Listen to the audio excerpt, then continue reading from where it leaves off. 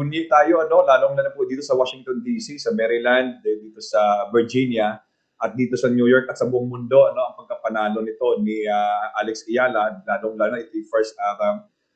WTA 500 Open, ito na title po niya, at dito pa ginanap sa Mubadala, dito sa Washington DC, na kung saan marami talaga dito, no, talagang sports enthusiast tayo, mga Pilipino, no, tayo po yung nakikisaya kasi napakaganda, no, talagang ito nagpapakita na talagang resilience ang Pinoy, lalong-lalo sa larangan ng sports, at nagdala siya, no, talagang pinagkaisa niya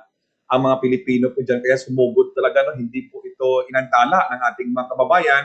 Ang pagpunta, mahalang ticket nga na, mahalang ticket po niya na bubuiman, pero talagang hindi po yan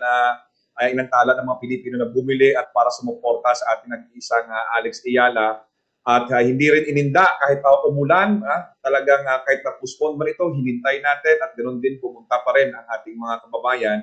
na para ito mas masaksihan ang talagang